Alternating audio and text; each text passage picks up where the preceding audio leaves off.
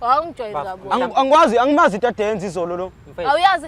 Angiyazi. Nje ubukhalela ubala. Ubukala ubungilimaza.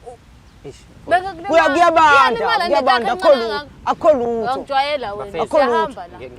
Ngicela sikhulumeni kahle mfowethu. Wena khuza umuntu wakho ngoba akazi ukuthi ungibizeleni la. Ngithi mina ngibizela into yesile uzongibizela umsangano. Wena ngidinga ukuthi usizakale. Ngifuna kahle hle kusizakale mina nawe la. Kodwa manje namanje saqhubeka kuyala. Usula ngisho phambi kwamakhamera ke manje. Mfowethu. Dadewethu. Uzoveza lento yenze endlini. Ngiyanicela bafethu. Ngiyanicela ngomoya ophasi ngesihle. Ngicela singabi. Ngicela silungise inkinga yenu. Njengamanje wena mfowethu siphuma ebusika bekubanda kakhulu. Shuthi wena ubugodola nje ugodola. Hayibo kanti wena yini inkinga yakho nawe sengihlalela uthando. Sengihlalela ukuthi ngoba nakho ngiyamthanda. Mfethu mhlawumbe ongenzela isibonelo ngizwe abantu bethi izitofu ziko 6 ziko 5 esinye ziko 1 mengangiqhathanisela ke sadadewethu esamuntu omsifana natho itayenza nathi hayi esakhe yazi sinjani bhuti wami esakhe bhuti wami intambo asinayo intambo yani ukhanda itofu wena ukhanda itofu wena ngijwayela kabi wena ungazongijwayela yini lenzayo uzozehlisa nini uzosizakala sokhanda itofu wena sokhanda itofu uzozehlisa nini uthola usizo wena nje umuntu encane uhlula ukulungisa into yakho yazi itofu wena hayi lalela kuyabanda ngizama ukulungisa la ngifuna ukulekelela hawu ngiyeke ugoduke naso lesikora wena mina nawe siyahamba kanjani Mbukele masikubingelele sikwamukele kuphina kuphi la ubukela khona le channel sibiza ngokuthi umjolo show. Igama lami ngingudlala Matifana and I am the next big thing in KZN. Ngithula uhlelo silungisa umjolo olithola khona la ekhaya ku channel esibiza ngokuthi umjolo show. Khumbula ukuthi ke lo hlelo engilenzayo silibiza ngokuthi silungisa umjolo ulithola every Monday ngo9 ekseni kanjalo nangolesine. Sikwenza kanjani nalokho ngokuthi on Sunday ntambama sikushaye ngama highlights ukuthi yini ongayilindela ku episode ozobuyithola Monday ngo9 ekseni. Akugcinike lapho njengoba nango Thursday ngo Wednesday siyaphinda futhi ntambama sikushaye ngama highlights ukuthi yini ongayilindela ngo Thursday ekseni ngo9. So wena into ongayenza nje ukuthi upressile lo subscribe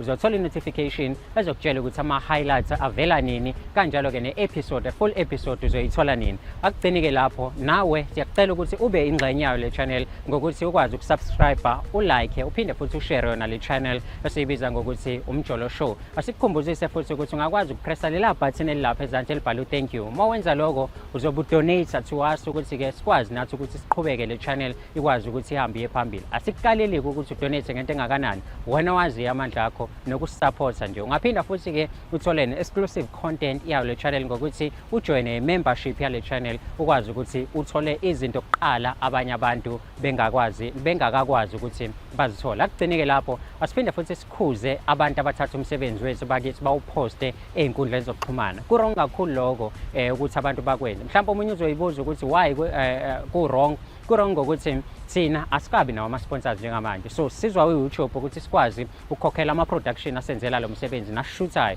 So wena mengabe uthatha umsebenzi wethu uhambe uyowuposta einkundleni zokuxhumana lokho ukuthi kwenza ukuthi abantu bangabe besakwazi ukuthi beze kuthina bazoyibukela bona uqobo. So ngaleyo ndlela imali esiyitholayo asibe sisakwazi ukuthi sikwazi ukukhokhela i-production company kanti mengabe abantu bebaningi beza kuthina siyakwazi ukuthi sikhokhele wonke ama-cost ayo i-channel nawa i-production. So ningayenzi leyo nto i-wrong kakhulu. Siyanicela bakithi udlala Matifana lo aningibonini angilwi nani ngiyalungisa namanje ngizozama ukulungisa ninako ukuthi into yethu siyenze ngendlela siyenze ihambe kahle siyenze ibe right. Niyazi ngicela ngani ungakhohlwa ukusubscribe ulike uphinde ushare yona le channel umjolo show. Uyabona nje manje siku 60k subscribers okusho ukuthi sikhula nawe bo ukhona siqala usasekhona namanje asikhuleni sonke size sifike to 1 million subscribers sindawonye khona sizokwazi ngempela ukuthi silungise imjolo yobani nabo bani njengoba wazi ukuthi ke indlu lekhaya la senze izinto eziningi ezahlukahlukene. Siyabonga kakhulu.